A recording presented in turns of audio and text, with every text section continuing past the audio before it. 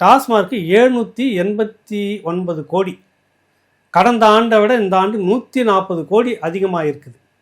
இதில் வந்து முதன்மை மண்டலம் மதுரை, மண்டலம் அதில் எனக்கு தெரிஞ்சு இந்த வாரத்தில் முதலமைச்சர் எல்லா வேலையும் விட்டுட்டு இந்த மண்டல அதிகாரிகளை கூப்பிட்டு கனிமொழி அவர்கள் கையால் விருது கொடுப்பாங்கன்னு நான் நினைக்கிறேன். கனிமொழியை கண்டா வர சொல்லுங்கன்னு சொல்லுவாங்கள்ல, அது இவங்களுக்கு சொல்லணும். எங்கன்னா இருந்தால் தயவுசெய்து வாங்க. இப்போவும் தாலி இருக்குது நிறைய நடந்துக்கிட்டு இருக்குது. இப்போவும் பெண்கள் குடும்பம் சீரழிஞ்சிக்கிட்டு இருக்குது நிறைய இருக்குது. கடந்த கால ஆட்சிகளை விட இப்போ அதிகமாக இருந்துக்கிட்டு இருக்குது. கனிமொழி அவர்களும் எங்கே இருந்தாலும் தயவுசெய்து மேடைக்கு வாங்க, உங்களை கொந்த வச்சு உங்களுக்கு ஒரு பாராட்டு விழா நடத்தணும் நாங்கள் அப்படின்னு அந்த மக்கள் கேட்கணும். மனசாட்சி இல்லையா உங்களுக்கு?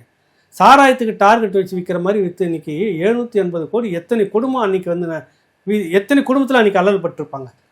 ஐயோ அந்த மனுஷன் 1000 ரூபா கொண்டு வந்து வீட்டில் கொடுப்பான்னு பார்த்தா குடிச்சிட்டு போயிட்டான்னு அன்றைக்கி வீட்டுக்கு எத்தனை கிராமங்களில் போய் பாருங்கள். எத்தனை குடும்பம் அன்றைக்கி அவங்களுக்கு அது வந்தால் அரிசி சாப்பாடு, பிள்ளைங்களுக்கு ஏதோ 2 படாசு இருக்கும், அது அன்றைக்கி இருந்திருக்காது. டாஸ்மாக் கடையில் குடிச்சிட்டு அவன் அங்கேயே படுத்துருந்தோம். எத்தனை லட்சம் குடும்பங்கள் அந்த மாதிரி இருந்திருக்கும்.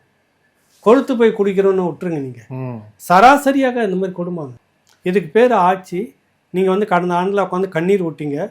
கண்ணீர் விட்டுட்டு நீங்களே சாராயத்தை விற்றுட்ருப்பீங்க. நீங்களே வந்து அதில் கோடிக்கணக்கை கூட்டுவீங்க.